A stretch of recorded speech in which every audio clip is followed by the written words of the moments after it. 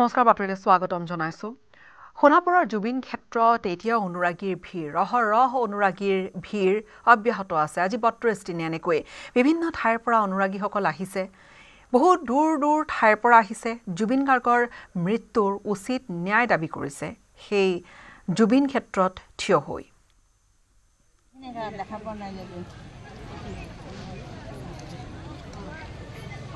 পোনপটীয়াকৈ আমি জুবিন ক্ষেত্ৰৰ পৰা এই দৃশ্যবোৰ দেখুৱাইছো সংযুক্ত হম আমাৰ সাংবাদিক মৌচম বৈশ্যৰ সৈতে মৌচম অহৰহ এই যি হোট সেয়া অব্যাহত আছে অনুৰাগীৰ যি ভিৰ সেয়া একে ধৰণৰ আছে হয় গীতাশ্ৰী পুৱাৰে পৰা অগণন ভক্তই জুবিন ক্ষেত্ৰত ভক্ত বুলি এইকাৰণে কৈছো প্ৰতি যেন মন্দিৰত পৰিণত হৈছে জুবিন ক্ষেত্ৰ তীৰ্থস্থানত পুণ্য তীৰ্থত পৰিণত হৈছে জুবিন ক্ষেত্ৰ আৰু ভক্তৰ ফুট বৈছে অনুৰাগীসকল যেন ভক্ত আৰু ভক্তৰ এতিয়া ফুট বৈছে জুবিন ক্ষেত্ৰত আৰু পুৱাৰে পৰা ৰাজ্যৰ ভিন্ন প্ৰান্তৰ পৰা অনুৰাগীসকল আহিছে এই স্থানত আৰু জুবিন ক্ষেত্ৰত উপস্থিত হৈ তেওঁলোকে শ্ৰদ্ধাঞ্জলি জনাইছে হাজাৰ হাজাৰ লোক সমবেত হৈছে জুবিন ক্ষেত্ৰত আৰু আমি সম্ভৱ হলে জুম কৰি কিছু দেখুৱাবলৈ চেষ্টা কৰিম ওপৰত যি আচলতে পাহাৰ আছে গছৰ মাজত আচলতে অনুৰাগীসকল আছে যিহেতু আচলতে এই স্থানত প্ৰখৰ ৰ'দ আৰু প্ৰখৰ ৰ'দৰ বাবে তেওঁলোক পাহাৰত অৱস্থান কৰিছে কিন্তু জুবিন ক্ষেত্ৰত এয়া দেখিছো চাকি বন্তি জ্বলাই আছে বাইদেউ আপোনাৰ সৈতে কথা পাতো ক'ৰ পাইছে বাইদেউ কি ক'ব আমি নেহৰু ষ্টেডিয়ামৰ ওচৰৰ পৰা আহিলো মোৰ মা মানে হাইলাকান্দিৰ পৰা আহিছে মোৰ মায়ে মানে খুব ভাল পাইছিলে আৰু মানে এতিয়া আজি যাব তেওঁ অসুখ ডক্টৰ দেখাবলৈ আহিছিলে তেওঁ ক'লে যে আজি যেতিয়া গুচি যাম যোৱাৰ আগত আমাৰ মৰমৰ মানে হিয়াৰ আমঠু জুবিনৰ এইটো ক্ষেত্ৰটো চাই আহিব নিশ্চয়কৈ এনেদৰে ৰাজ্যৰ ভিন্ন প্ৰান্তৰ পৰা অনুৰাগীসকল আহিছে আৰু সমান্তৰালভাৱে তেওঁলোকে এই স্থানত চাকি ধূপ জ্বলাইছে প্ৰাণৰ শিল্পীগৰাকীক শ্ৰদ্ধাঞ্জলি জনাইছে আৰু নিশাৰ ভাগত এই স্থানত উপস্থিত হৈছিল গৰিমা গাৰ্গ আৰু সেই মুহূৰ্তটো উত্থাপন হৈছিল জাষ্টিছ ধ্বনি আৰু ন্যায়ৰ দাবী বৰ্তমানো এই স্থানত শুনিবলৈ পোৱা যায় বা সকলোৱে ন্যায়ৰ দাবী উত্থাপন কৰি আছে এই স্থানত দেখুৱাইছো ইয়াত গামোচা দিছে প্ৰাণৰ শিল্পীগৰাকীক অনুৰাগীসকলে গামোচা দিছে আৰু নাম প্ৰসংগ কৰিছে সমান্তৰালকৈ কিছু মুহূৰ্তৰ আগলৈকে নাম প্ৰসংগ কৰি আছিলে এই স্থানত আৰু জুবিন দাবিহীন এইকেইটা দিন কি ক'ব কি কম আৰু সকলোৱে জানেই জুবিনক এনেকুৱা আছিলে ৰাইজনে ক'বলগীয়া একোৱেই নাই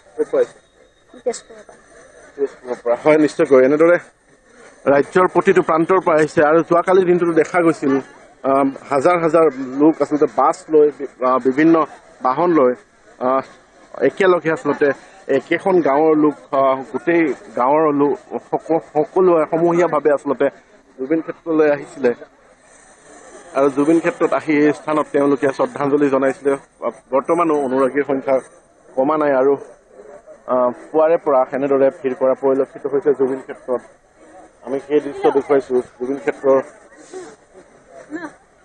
এয়া ভিন্ন প্ৰান্তৰ পৰা অনুৰাগীসকল আহিছে আৰু তেওঁলোকে জুবিন ক্ষেত্ৰত শ্ৰদ্ধাঞ্জলি জনাইছে আমি অনুৰাগীৰ সৈতে আৰু কথা পাতিবলৈ চেষ্টা কৰিম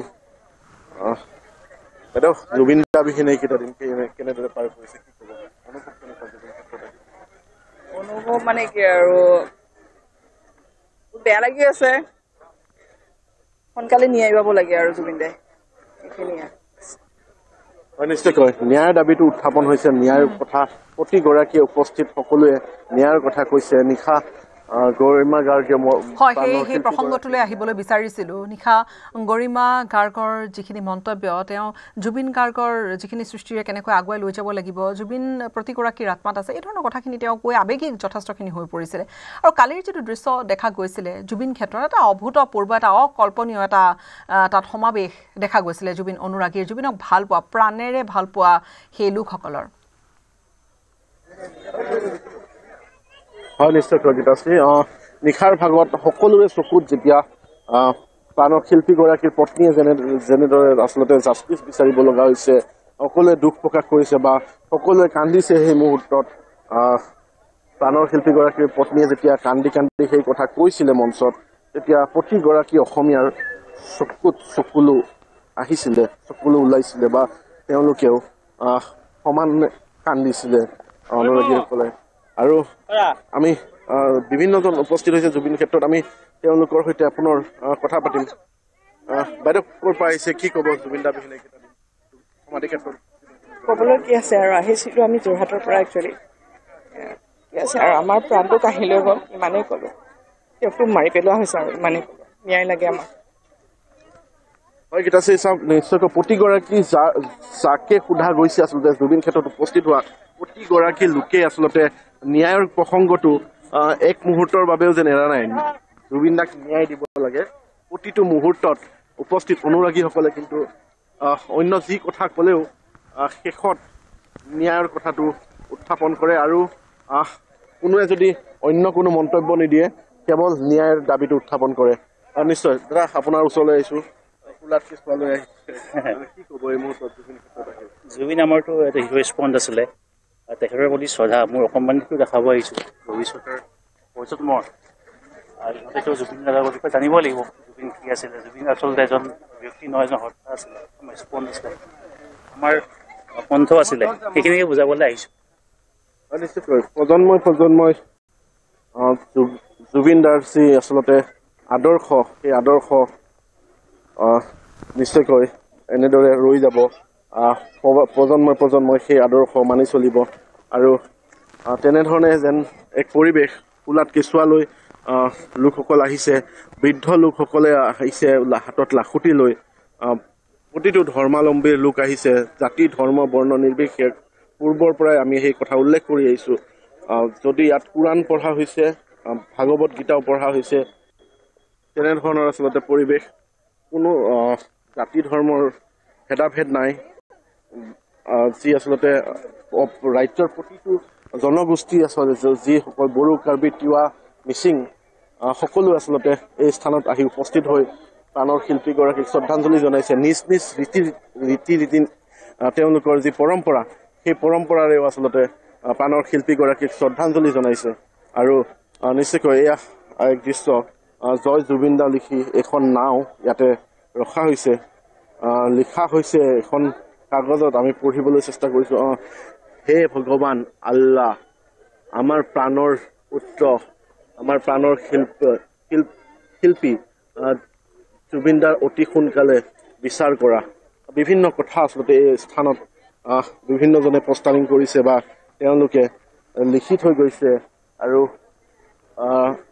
মন যায় ৰৈ ৰৈ বিনালে, জয় জুবিন দা, বিভিন্ন আচলতে শ্লোগান তেওঁলোকে গছসমূহত লিখিছে। আমি এইটো দেখুৱাইছোঁ, এডাল গছত লিখা আছে জয় জুবিন দা, লাভ ইউ, মন যায়, তেনেধৰণে লিখা আছে। সেয়া নিজৰ মনৰ ভাল পোৱাখিনি কেনেকৈ শিল্পীগৰাকীক ভাল পায়, কোনোবাই লিখি আনিছে, কোনোবাই হয়তো এটা উপহাৰ দি থৈ গৈছে।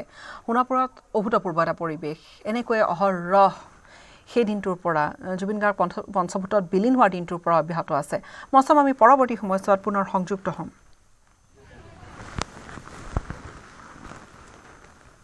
আৰু এইখিনিৰ মাজতে আমি জনাম যে ছিংগাপুৰত উপস্থিত হৈছে SITৰ দল। দুগৰাকী আৰক্ষী বিষয়া, SDGP মুন্না প্ৰসাদ গুপ্তাৰ নেতৃত্বত ছিংগাপুৰত উপস্থিত SITৰ দুয়োগৰাকী বিষয়া। SDGP মুন্না প্ৰসাদ গুপ্তা, তেওঁ SITৰ মুৰব্বী, আৰু IPS তৰুণ গোৱেলে তেওঁলোকে তদন্ত কৰিব ছিংগাপুৰত। আৰু জুবিন গাৰ্গৰ মৃত্যুৰ এমাহৰ পিছত ছিংগাপুৰত অসম আৰক্ষীৰ দল উপস্থিত হৈছে। ছিংগাপুৰত জুবিন গাৰ্গৰ মৃত্যুৰ তদন্ত কৰিব আৰক্ষী বিষয়া দুয়োগৰাকীয়ে। কাইলৈ ছিংগাপুৰ আৰক্ষীৰ সৈতে বৈঠকত মিলিত হ'ব SITৰ দল।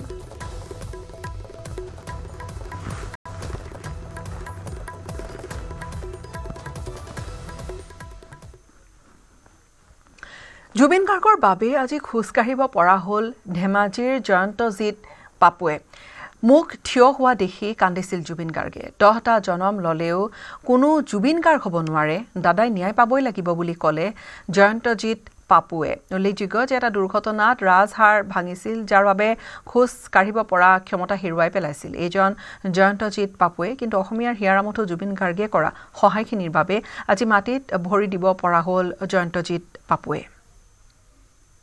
প্ৰাণৰ শিল্পী জুবিন গাৰ্গে মানুহৰ বাবে কি কৰা নাছিল, তেওঁ সকলোকে সহায় কৰিছিল। আৰু সহায় কৰাৰ এটা উদাহৰণ হৈছে মোৰ লগত থকা এয়া জয়ন্তজিৎ পাপু। 5 বছৰৰ পূৰ্বে জয়ন্তজিৎ পাপুৰ এক দুৰ্ঘটনাত ৰাজহাড় ভাঙি গৈছিল, আৰু তাৰপিছত প্ৰাণৰ শিল্পী জুবিন গাৰ্গে প্ৰতিশ্ৰুতি দিছিল যে তেওঁক সুস্থ কৰি দিব। আৰু আজি এয়া দেখিছে আপুনি, পেং লৈ এনেকৈ জয়ন্তজিৎ পাপুৱে এনেদৰে উঠিবলৈ বা এনেকৈ থিয় হ'বলৈ সক্ষম হৈছে কেৱল জুবিন গাৰ্গৰ বাবে আমি জয়ন্তজিৎ পাপু আমাৰ লগত আছে, তেওঁৰ লগত আমি কথা পাতিম কেনেদৰে দুৰ্ঘটনাটো সংঘটিত হৈছিলে আৰু জুবিন গাৰ্গে আপোনাৰ প্ৰতিশ্ৰুতি দিছিলে আৰু সেই প্ৰতিশ্ৰুতি ৰক্ষা কৰি আপুনি আজি এনেদৰে দুই ভৰিত থিয় হ'ব পাৰিছে। হয়, মোৰ এক্সিডেণ্টটো হৈছিলে সেইটো টাইমত আপোনাৰ এপ্ৰিল মাহ আছিলে। আমাৰ প্ৰগ্ৰেমবিলাক চলি থাকে, ষ্টেজ প্ৰগ্ৰেমবিলাক, আৰু প্ৰগ্ৰেম এনেকৈ কৰি পেলাই গৈ থাকোঁতে পাছফালৰ মোক গাড়ী এখনে পূৰা খুন্দা মাৰি দিলে। মই খোজকাঢ়ি আছিলোঁ বাৰু, বহুত বেছি জোৰত মাৰিলে, মই বহুত দূৰত চিটিকি পৰিলোগৈ। মোৰ লেফ্ট ছাইডৰ ভৰিখন ভাগি গৈছিলে লগে লগে, আৰু মোৰ স্পাইনেল কৰ্ডৰ ৰাজহাড় এই ডিঙিত ভাগি গৈছিলে। তো ৰাজহাড়টো ডিঙিত ভগাৰ ফলত মোৰ মানে যিটো এফেক্ট হ'ল জানে, আৰু স্পাইনেল কৰ্ড ইঞ্জৰি বুলি ক'লে এইটো বহুত এটা ক্ৰিটিকেল আৰু বহুত ডেঞ্জাৰাছ প্ৰব্লেম। মোৰ গোটেই মানে লোৱাৰ আপাৰ বডি কানেকশ্যন কাট, মানে মোৰ পেৰালাইচিছ ষ্ট্ৰক হৈ গৈছিলে। আৰু মানে হয়তো যদি মোৰ অলপ সোনকালে ৰিকভাৰী হ'লহেঁতেন, যদিও মানে কি হ'ল, মই GMCHত মোক এডমিট কৰাইছিলে। মইতো ক'বই নোৱাৰোঁ, বাকী মানে মোৰ ধেমাজিত ঘৰ, মাহঁতে আহি পাই মেলি কৰাই মানে মোৰ 12 দিন উইদাউট চিকিৎসা মই GMCHত এনেই পৰি থাকিব লগা হৈছিলে। তাৰমানে কি হয়, তাত মানে বেটাৰ ট্ৰিটমেণ্টটো পোৱা নাছিলোঁ। 12 দিন থাকিলেও মানে 2-এজন ডক্টৰ আহে, ইনজেকশ্যন এটা দি থৈ গুচি যায়। কিন্তু মোৰ যে মানে স্পাইনেল কৰ্ড ইঞ্জৰি হৈ আছে, সেই অপাৰেশ্যনটো মানে খুব কুইক হ'ব লাগিছিলে। আজি ভাগি গ'ল, মোৰ কাইলৈ যদি অপাৰেশ্যন হৈ গ'লহেঁতেন তেতিয়া চাগে মই আৰু অলপ ৰিকভাৰী কৰিব পাৰিলোহেঁতেন। কিন্তু মোৰ 12 দিনলৈকে মোৰ কোনো মানে অপাৰেশ্যনটো নহ'লেই, তাত থাকিলোঁ। লগতে আকৌ মোৰ ভৰিটো ভাগি গ'ল। ফলত মানে 12 দিনৰ পাছত এটা মানে ক'বলগীয়া কথা, এইটো মই ক'তো কোৱা নাই আজিলৈকে, মানে 12 দিনৰ পাছত ভাবি চাওক, আমাৰ গুৱাহাটী চিকিৎসা মহাবিদ্যালয়ৰ পৰা ওলাই আহি মই ডাউনটাউন ইউনিভাৰ্চিটিত কৰিবলগীয়া হৈছে। আটাইতকৈ ডাঙৰ কথা, একেজন ডক্টৰে, গম পোৱা মতে তেওঁৱেই প্ৰফেচৰ আছিলে GMCHত, কিন্তু তেওঁক তাত লগ নাপালোঁ।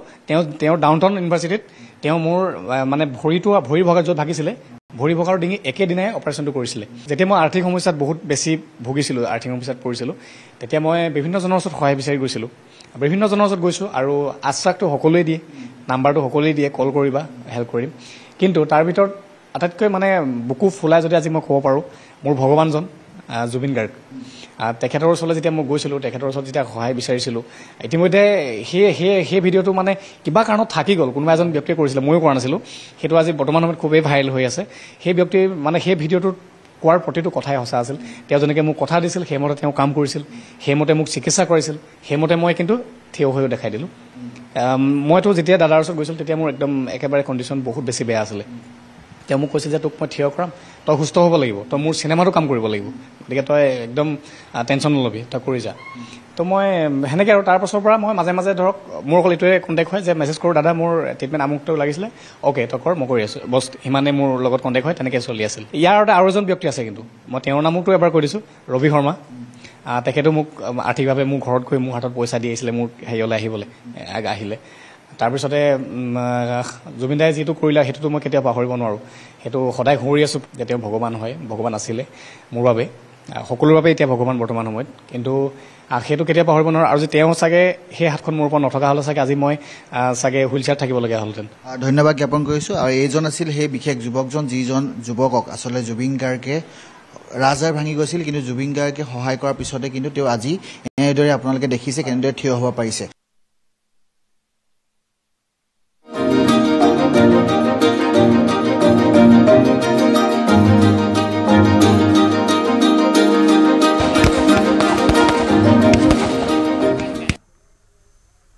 আজি কালী পূজা আৰু কাইলৈ পোহৰৰ উৎসৱ দীপাৱলী। ৰাজ্যজুৰি পোহৰৰ উৎসৱ দীপাৱলী উদযাপনৰ এতিয়া প্ৰস্তুতি চলিছে।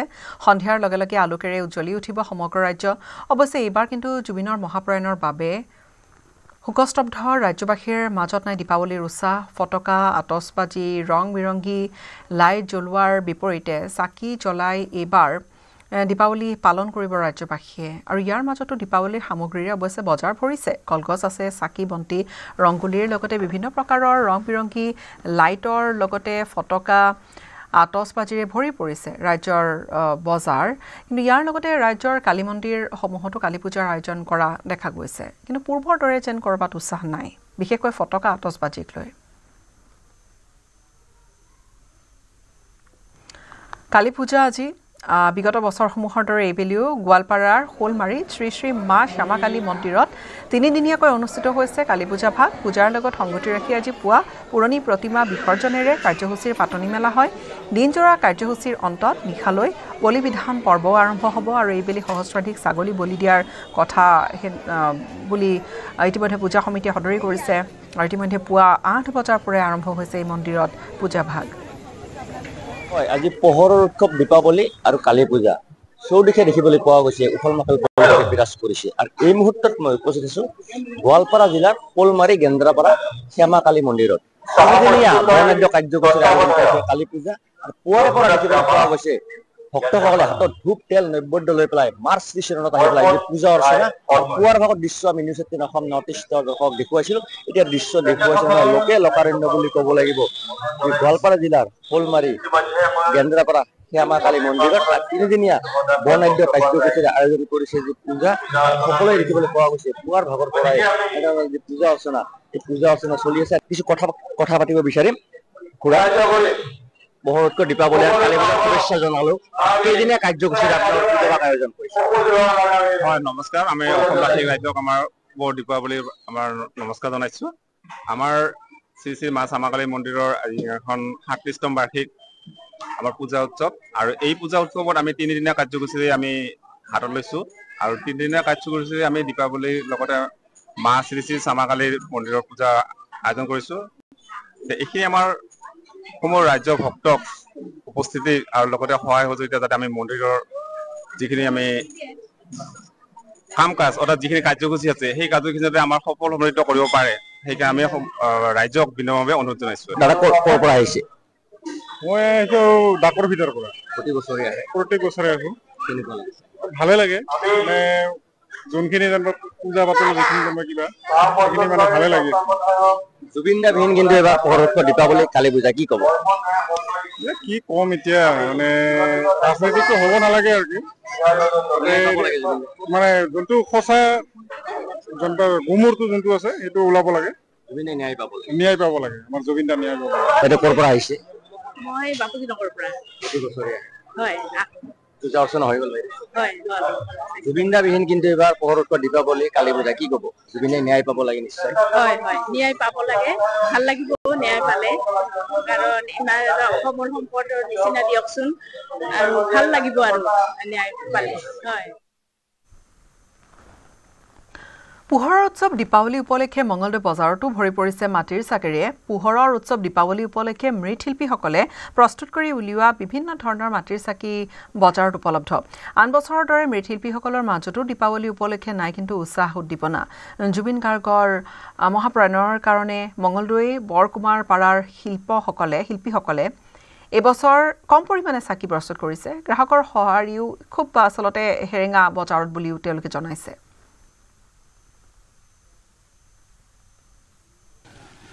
নিশ্চয়কৈ পোহৰৰ উৎসৱ দীপাৱলী আৰু দীপাৱলী উপলক্ষে দেখিবলৈ পোৱা গৈছে এতিয়া মঙলদৈ বজাৰত ভৰি পৰিছে ভিন্ন ধৰণৰ মাটিৰ চাকি। আৰু মঙলদৈ মৃৎশিল্পীসকলে প্ৰস্তুত কৰি উলিওৱা মাটিৰ চাকিসমূহ বজাৰলৈকে উলিয়াই দিছে। আৰু আমি দেখুৱাইছোঁ এয়া মঙলদৈৰ দৃশ্য। আৰু মঙলদৈ প্ৰতিখন বজাৰতে আচলতে এই ধৰণে বিভিন্ন ধৰণৰ মাটিৰ চাকি বজাৰলৈকে উলিয়াই দিছে মৃৎশিল্পীসকলে। আৰু থলুৱা শিল্পীসকলে প্ৰস্তুত কৰি ওলোৱা মাটিৰ চাকিসমূহ এই ধৰণে বজাৰত বিক্ৰী কৰিছে। আমি কি দৰত বিক্ৰী কৰিছে জানিবলৈ চেষ্টা কৰিম। ৰাইজৰ গ্ৰাহকৰ কি সঁহাৰি, কি ধৰণৰ সঁহাৰি সেয়াও জানিবলৈ আমি চেষ্টা কৰিম। কি চাকি বনাইছে? এইবাৰ ডাঙৰ চাকি বনাইছোঁ, সৰু চাকি বনোৱা গৈছে। তাৰপিছত আপোনাৰ এই কাজা কাখানা নাগ চাকি আছে। তাৰপিছত পূজাৰ সামগ্ৰী উপলক্ষে কিমান চাকি বনাইছে এইবাৰ? দীপাৱলী উপলক্ষে 10,000 চাকি বনোৱা গৈছে। 10,000 বনোৱা গৈছে। ক'ত ইয়াৰ পৰা আপুনি পাইকাৰী ৰেটত কমাই? পাইকাৰী ৰেটত আপোনাৰ 2 টকা যায়। ক'ৰ পৰা নিব? ঘৰৰ পৰা নিব আহে। দোকানবিলাকৰ কৰিছে, দোকানীবিলাক কণ্টেক্ট কৰি লয়। তেওঁলোকে আগজাননী হিচাপে 10 দিন ওপৰতে লৈ যায়। আকৌ কিছু বজাৰ লাগিলে হ'লে লৈ যায়। কেনেকুৱা কি কয়?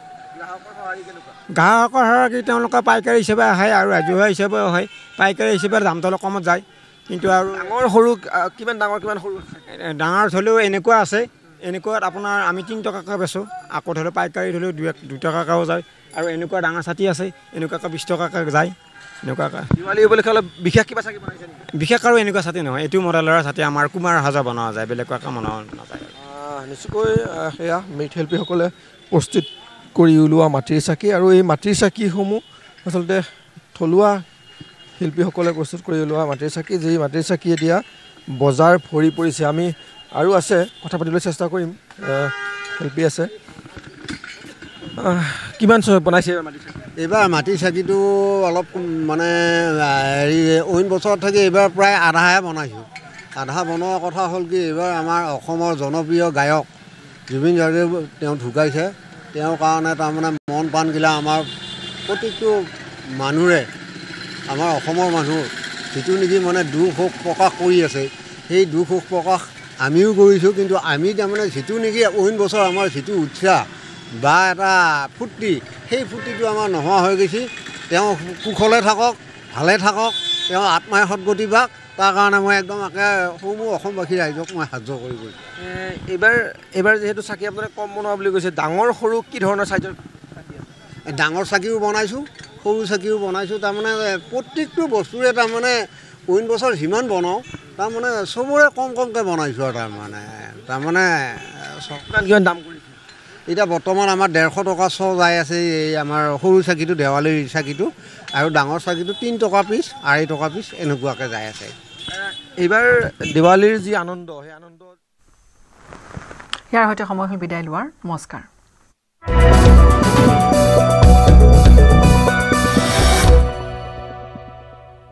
এইটো মাইথান ষ্ট্ৰীট।